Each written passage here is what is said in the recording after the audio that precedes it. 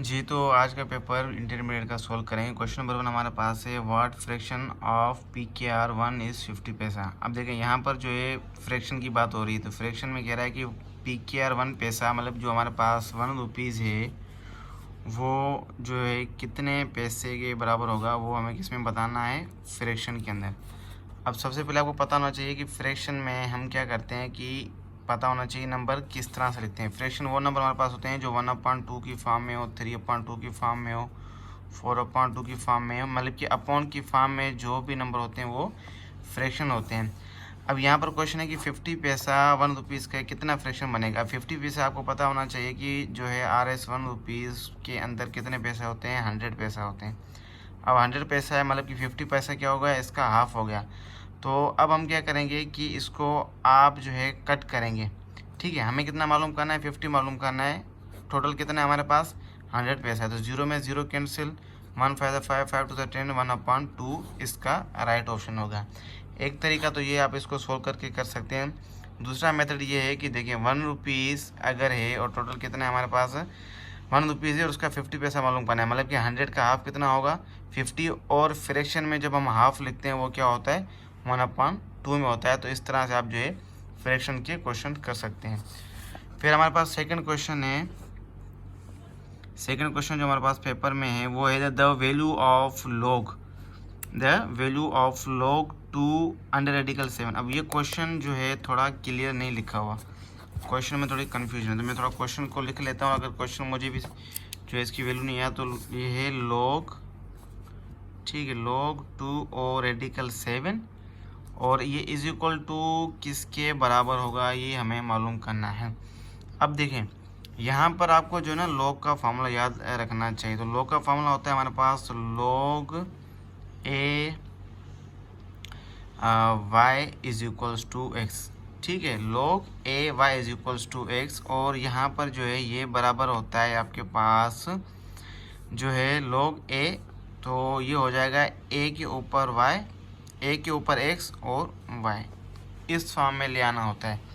Means अब यहाँ पर जो है आपको देखें log a की वैल्यू क्या है 2, y की वैल्यू क्या है 7, और हमें यहाँ पर x की वैल्यू मालूम करनी है। अगर ये क्वेश्चन क्लियर होता तो हम इसको फर्दर जो है सोल्व करते हैं, लेकिन अब आपको क्या करना है कि log की ये वाली फॉर्म आपको याद रखनी है। फिर इसके बाद जो है क्वेश्चन नंबर हमारे पास 43 है, tan 45 और cos 45 किसके बराबर है, ये तो याद करने वाली चीज़ होगी। सॉल्यूशन वाला क्वेश्चन नंबर 44 आपके पास, the improper fraction in the following list is. अब इसमें हमें देखना है कि प्रॉपर फ्रैक्शन कौन सी होती है और इम्प्रॉपर फ्रैक्शन कौन सी होती है। ये भी डेफिनेशन है, ये मैं स्क्रीन पे दे देता हूँ। उसके बाद जो क्वेश्चन है द वैल्यू ऑफ 21 स्क्वायर, इस क्वेश्चन को सोल्व करते हैं। ठीक है, द वैल्यू ऑफ द क्या के पास कि the value of 25% of 40 and 30% of 60, हमारे पास वैल्यू क्या आएगी। तो 46 और 47 जो है दोनों क्वेश्चंस को हम सोल्व करते हैं। सबसे पहले क्वेश्चन नंबर 46 है हमारे पास। तो 46 वाला जो क्वेश्चन है उसमें है हमारे पास क्या लिखा हुआ है कि द वैल्यू ऑफ 21, मतलब कि 21 का स्क्वायर और 19 का स्क्वायर, क्या आंसर क्या आएगा। अब देखें इसमें बेस सेम पावर एड वाला फार्मूला नहीं लगेगा क्योंकि इन दोनों की बेस जो है अलग अलग है। लेकिन अब आप क्या करेंगे, 21 का स्क्वायर लेंगे। जब आप 21 का स्क्वायर लें, अगर आपको स्क्वायर याद है तो एटलीस्ट 20 तो याद होने चाहिए। अगर नहीं याद तो आपको निकाल आना चाहिए, मतलब आप 21 को 21 से मल्टीप्लाई करोगे तो 21 का स्क्वायर, इसका स्क्वायर होता है तकरीबन जो है 441। और इसी तरह से अगर आप 19 का स्क्वायर निकालें, ठीक है, आप रफ वर्क में जो कि वहाँ पे कैलकुलेटर लो नहीं होता, रफ वर्क में इसका निकाल सकते हैं। तो 9 9 सा 81, 1 इधर 8, यहाँ पर 9 1 था 9, 9 और 1 17, फिर मल्टीप्लाई करेंगे। जब 1 से मल्टीप्लाई करेंगे तो सेम ही नंबर आपके पास आता है। प्लस करें तो ये हो जाएगा 1, 9 7 हो जाएगा 16, 1 ऊपर 1 1 3, तो ये हो जाएगा 361। ठीक है, 21 का स्क्वायर 421 माइनस 19 का स्क्वायर 360। अब आप क्या करें, इसमें से सब्ट्रैक्ट करें। जब आप 441 में से 361 कट करेंगे तो आपके पास जो है आंसर आएगा 20। अब आप चेक करें क्या इसके ऑप्शन में हमारे पास 20 मौजूद है। तो क्वेश्चन नंबर जो है 46 के अंदर ऑप्शन ए आपके पास 20, तो इसका ऑप्शन ए करेक्ट होगा। अब क्वेश्चन नंबर जो है 47 क्वेश्चन नंबर जो है 47 पे आते हैं। ठीक है, क्वेश्चन नंबर 47 हमारे पास है the value of 25% of 40 and plus 30% of 60।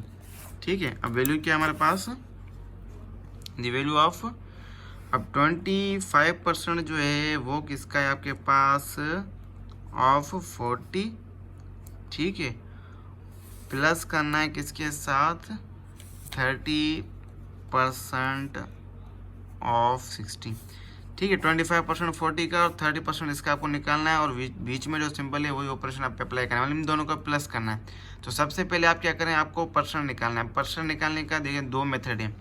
पहला जो मेथड आपके पास, आपको पता होना चाहिए कि आपके पास टोटल परसेंट कितनी होती है। आपको पता है कि हमारे पास जो टोटल परसेंट है वो होती है 100। ठीक है, आपको परसेंट निकालना आना चाहिए।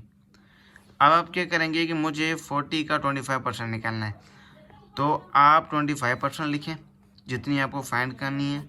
उसके बाद जो है आप क्या करें कि जो टोटल इसकी परसेंटेज है वो इसके नीचे लिखते हैं। ठीक है, निकालनी कितनी किस नंबर की है, 40 की, आप इसको 40 से मल्टीप्लाई करें।